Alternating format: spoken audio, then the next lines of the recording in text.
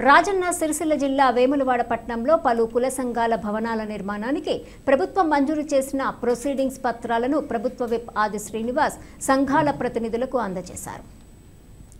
ఈ సందర్భంగా ప్రభుత్వ విప్ ఆది శ్రీనివాస్ మాట్లాడుతూ ప్రతి కులానికి తమకంటూ ఒక సంఘ భవనం ఉండాలని, అది కేవలం గోడల సముదాయం కాకుండా సాంస్కృతిక సామాజిక వేదికగా నిలవాలని, అందుకే రాష్ట్ర ప్రభుత్వం ఈ భవనాల నిర్మాణానికి ప్రాధాన్యత ఇస్తోందని పేర్కొన్నారు.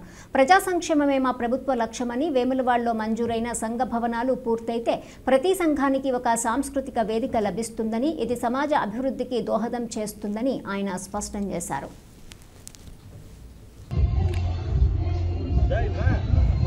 నమస్కారాలు పేరు పేరున మొదలుపెట్టారు తొందరగా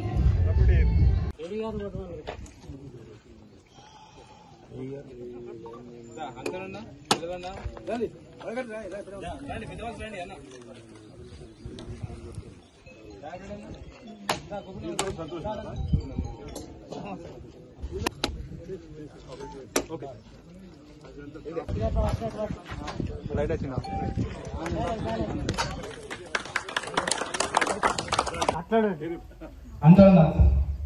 గౌరవ అధ్యక్షుడు అర్చన గారికి మరియు స్టేజ్ మీద ఉన్న పెద్దలందరికీ పేరు పేరున కృతజ్ఞతలు.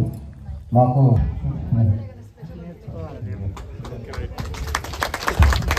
థ్యాంక్ యూ అన్న.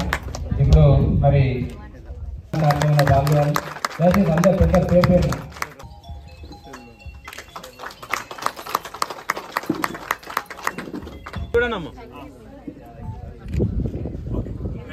మరి మీరు పెద్ద సందర్భం అనుకొని ఫంక్షన్ హాలా లేకుంటే మీరు ఒక భవనమా అది మనం తొందరగా పూర్తి చేసుకుంటే మరి ఇంకా కావాల్సిన నిధులు కూడా వారిని మనం ఇచ్చే అవకాశం ఉంది. కాబట్టి మరి ఈ తక్కువ సమస్యలు కూడా తొందరగా తీసుకొని మరి ఈ బాలనగర్ ఇంకా సస్యసేవలు చేసుకోవాలని చెప్పి అందరికీ ఆ కోరిక, మరి అందరి కోరికతో పాటు ఈ యొక్క సమస్యలు తీర్చుకోవడానికి బాధ్యత అందరి పైన ఉంది. కాబట్టి ప్రతి ఒక్కరం ఎల్లవేళలా మన గౌరవ శాసనసభ్యులు ప్రభుత్వ వారికి వెన్నంటి ఉండి ఉండాలని చెప్పి కోరుకుంటూ, ఒకవైపు రాష్ట్రాన్ని అప్పుల గొప్ప రాష్ట్రంగా మార్చినటువంటి వాళ్ళే మళ్ళీ మాట్లాడిన మాట చూస్తుంటే ఆశాస్పదంగా కూడా కనిపించేటువంటి సందర్భం.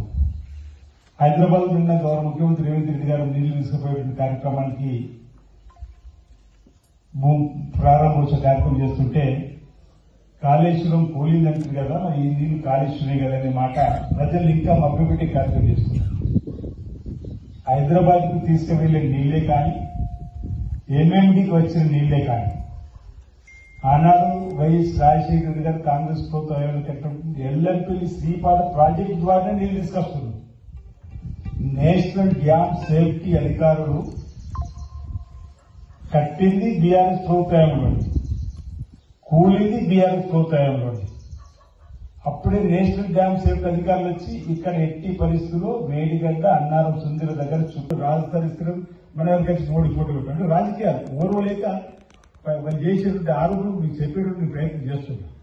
5 లక్షలు ఏదైతే ఇల్లు కట్టుకుంటూ ఇస్తున్నా కదా, దేశంలో ఏ రాష్ట్రంలో 5 లక్షలు ఇస్తారు, కేవలం తెలంగాణలో 5 లక్షలు ఇస్తారు. కేవలం 3,500 ఇచ్చిన మాట్లాడు.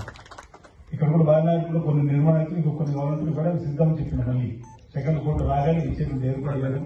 అంటే అనేక కార్యక్రమాలు, అటు ఇంద్రమిల్లు, సన్నబియ్యం, అదేవిధంగా పేద ప్రజలకు ఉపయోగపడే కార్యక్రమాలు. ఈ మధ్య ఒకరిద్దరు తట్టని మట్టి కూడా తీసుకెళ్లి ప్రభుత్వం కేసు ఏం చేసిందని చెప్పిన వాళ్ళకి సమాధానం విషయం రోడ్డు వేయడం అయినా లేదు. ఆ రాజన్న ఆలయ అభివృద్ధి కోసం నిధులు వెచ్చించలేదు, పనులు మొదలైతూనే లేవు. 3 డ్రైనేజ్ నిర్మాణాలు, సీసీ రోడ్డు నిర్మాణాలు, ఇన్ని కార్యక్రమం చేసుకుంటూ పోతుంటాయి. వేల పట్టణంలో 43 కుల సంఘాలకు 2,52,00,000 రూపాయలు ఇచ్చింది. ఎప్పుడైనా చరిత్రలో చూసారా? వేములలో ఆలోచన చేసినా మా కులానికి ప్రభుత్వంలో డబ్బులు వేసే ఆలోచన వచ్చిందా? మీరు అడిగే ఒక 5 లక్షలు ఎందుకు